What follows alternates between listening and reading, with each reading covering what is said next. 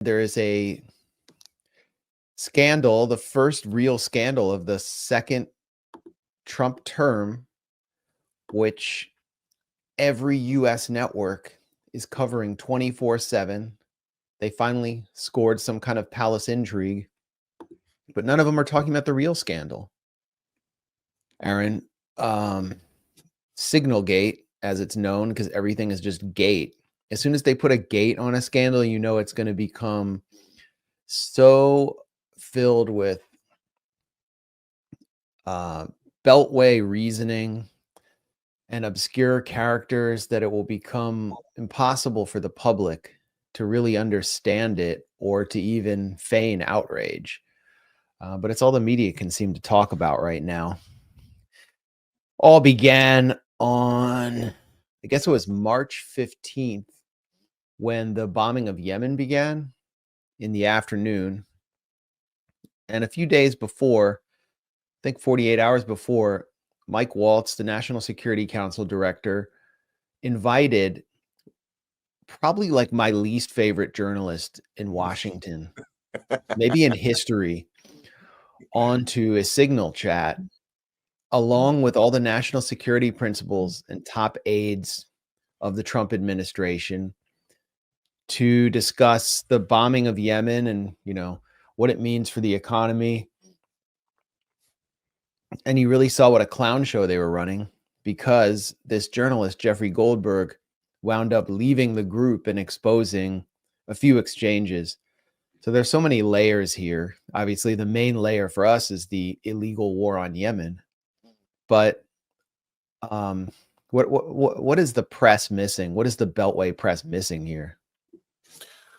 Well, I think you can sum up in one word, which is Israel. They bombed Yemen for Israel. Can we get more volume on your mic? Oh, sure. How's this? They bombed Yemen for Israel. Am I still low? That's all right. It's a little low. Okay, here we go. This should be better. How's this? This should be better. They bombed Yemen for Israel. And amazingly, the one person in the chat who voiced some dissent about bombing Yemen, which is JD Vance, couldn't even mention that they're doing it for Israel. He talked about they're doing it for Europe.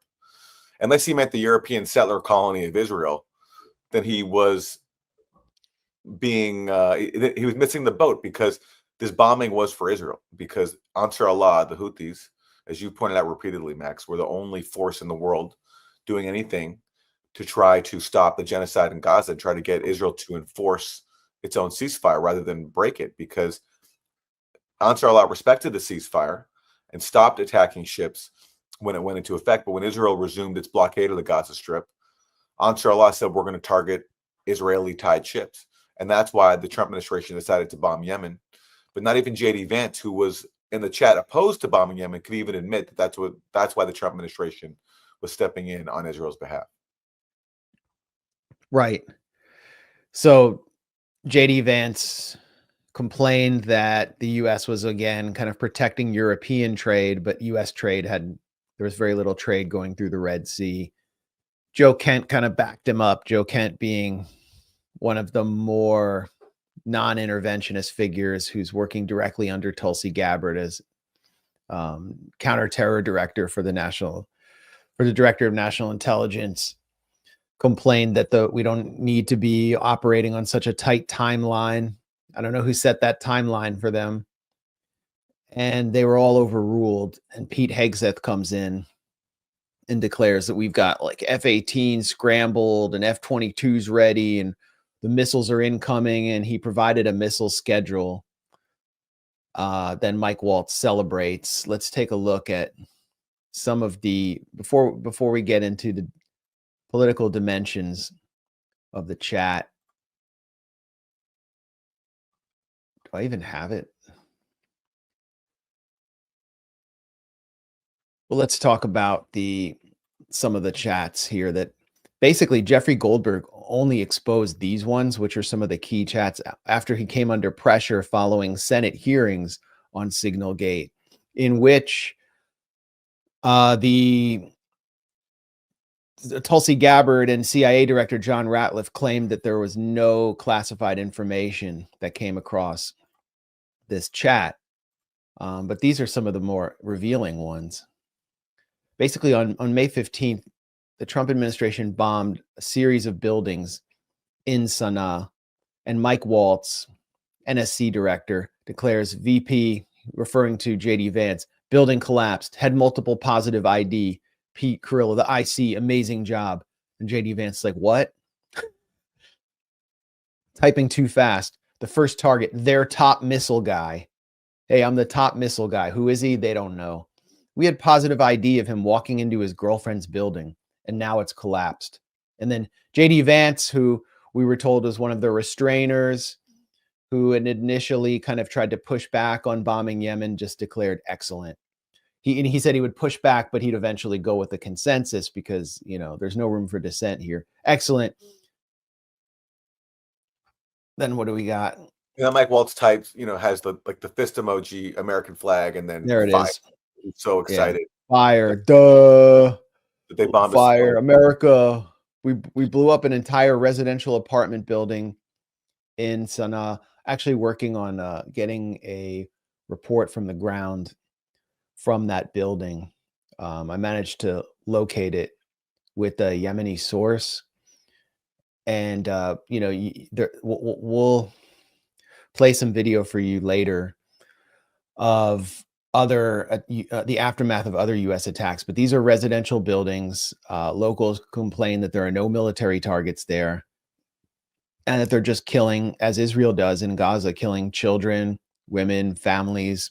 They blew up an entire building to get the supposed top missile guy. They don't even know who he is. This is what one of the buildings that was bombed on March 23rd looked like, a residential apartment building. 5 were killed in this attack. 14 were wounded. This photo was taken by Mick Wallace, a former EU parliamentarian from Ireland who is in Yemen as part of the international delegation for their Palestine conference. Now here's more. Good job, Pete, and your team. That's from Marco Rubio. The team in Mal did a great job as well. Great work. Powerful start. That's Stephen Miller, the kind of deportation czar.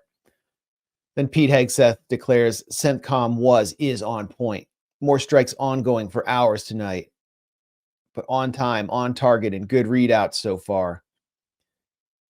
Susie Wiles, Steve Witkoff with some dumb emojis, the negotiator. And then finally, great work and effects from TG. Who's TG? Tulsi Gabbard, who, as we documented last week, was for years the leading voice in the Senate, in the House of Representatives against the U.S. bombing Yemen. She called the U.S., Saudi, UK war on Yemen genocidal. And now she's declaring great work and effects as they escalate Biden's Operation Prosperity Guardian, or what should be better known as Operation Genocide Guardian, to include residential buildings deep inside downtown Sana'a, the Yemeni capital, the capital in northern Yemen. It's very revealing stuff.